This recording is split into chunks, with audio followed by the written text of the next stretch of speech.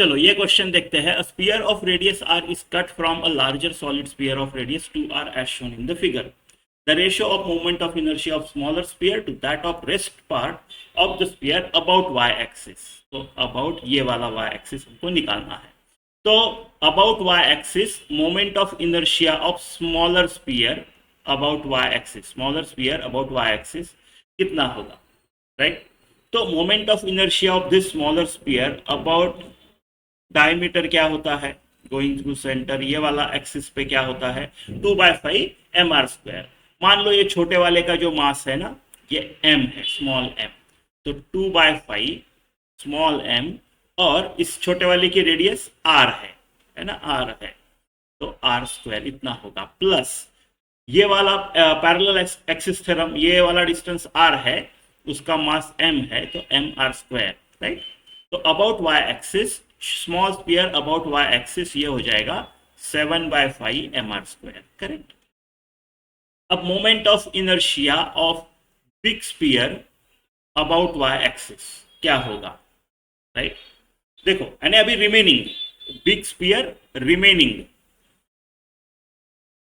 निकालने के बाद वो रिमेनिंग, ठीक है?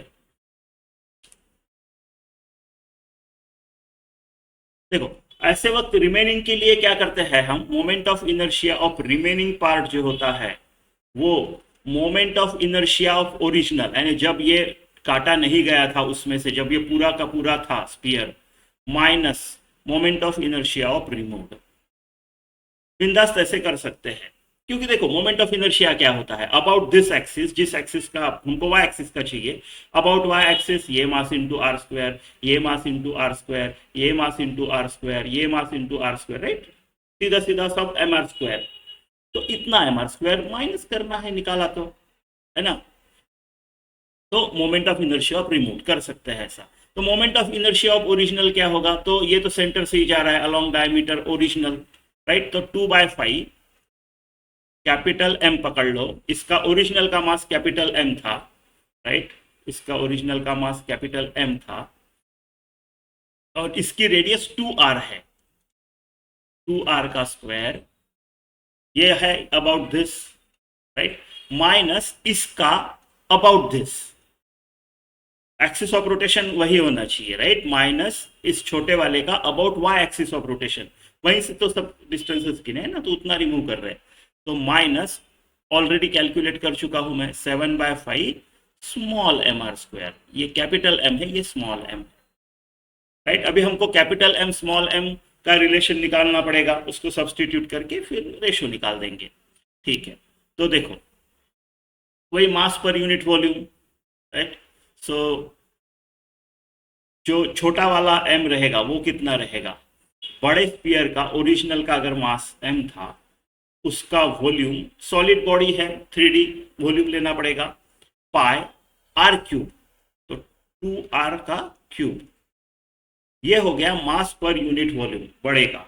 अब उसमें से ये जो छोटा निकाला गया है उसका मास क्या रहेगा, उसका वॉल्यूम से मल्टीप्लाई करेंगे, मास पर unit volume into volume, 4/3 pi, इसका सिंगल r है r³, 4/3 पाई गया, r³ गया, ये 2 का क्यूब 8 बचा, 8 बचा, यानी मेरा जो स्मॉल m है, मेरा जो स्मॉल m है वो है कैपिटल M/8, राइट?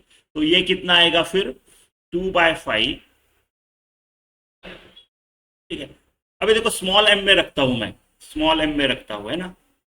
तो capital M is equal to 8 times small m, 2/5 8 times small m into 4r² minus 7/5 mr², ये हो गया मेरा रिमूव पार्ट का 64/5 mr² माइनस 7/5 mr², ये कितना हो गया फिर 57/5 mr², ये है मेरा रिमेनिंग पोर्शन का about y axis of remaining portion, right?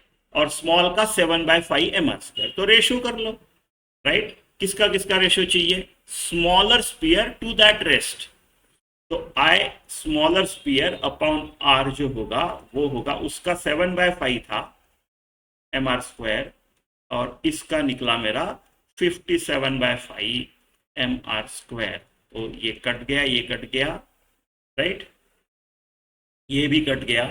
तो सिंपल आया मेरा 7/57, आपका ऑप्शन सी। ठीक है।